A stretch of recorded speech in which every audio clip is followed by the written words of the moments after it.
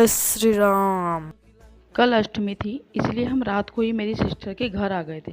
Plan था कि जल्दी सो जाएंगे, सुबह मंदिर भी जाना था, लेकिन प्लान और रियलिटी कब मैच करते हैं। 5 मिनट में ही सब सो गए और मैं छत, पंखा, दीवार सब देख ली, बस नींद ही नहीं आई।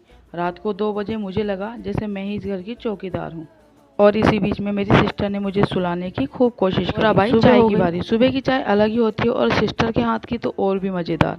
अपने घर में चाय पियो तो काम याद आते हैं और सिस्टर के घर पे चाय पियो तो बचपन याद आता है।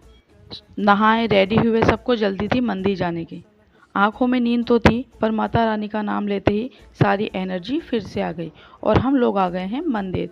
मंदिर जाने का रास्ता बहुत ज़्यादा शानदार था। यहाँ बहुत सारे बंदर थे और यहाँ देखो सानवी अपने ताऊ जी के साथ फुल एंजॉय करते हुए, यहाँ मैं और मेरी सिस्टर एंजॉय करते हुए फिर हम लोग आ जाते हैं मंदिर में अंदर दर्शन करने। और जैसे ही हमने मंदिर में अंदर एंट्री ली, वहाँ प्रसाद फुड़वाया नारियल का। उसके बाद जैसे हम अंदर आए, सानवी ने बंदरों को देखा और सानवी इतना ज़्यादा डर गई कि वो अपने ताऊ जी से चिपक गई। इतने सारे बंदर देखे वो बहुत ज़्यादा डर भी गई और देखने के लिए उसकी एक्साइटमेंट भी काफ़ी ज़्यादा थी।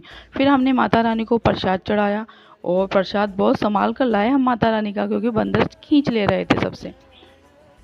माता रानी से ज़्यादा ध्यान तो सानवी का बंदर पे ही था। फिर हमने सारे भगवान के दर्शन किए और हम लोग अब निकल गए हैं घर की तरफ वापस, और काफ़ी एंजॉय करते हुए। और चौहान जी मुझे किसी चीज़ पर चिढ़ा रहे हैं और सानवी देखो अपनी सद्दो मम्मा के साथ, मतलब अपनी ताई जी के साथ खड़ी हुई है। और वो कहीं जाती है ना, फिर वो उन्हीं के साथ रहती है। और अब उसको बंदर तो नहीं दिख रहे थे, पर वो अब खुश थी, उनको देखकर याद कर करके बातें कर रही थी। घर आते ही सबकी हालत ढीली हो गई थी, सबने सारे कपड़े उतार फेंके थे। यहाँ चड्डी बनियान में आ गए थे ये, और ये शाम देख लो। उसके बाद ताई जी की चूड़ियाँ पहन ली सानवी ने, और पूरे घर में ऐसे इतरा रही थी ना जैसे कि आज वो खुद ही ताई जी है। नज़र ना लगे मेरे बाबू को।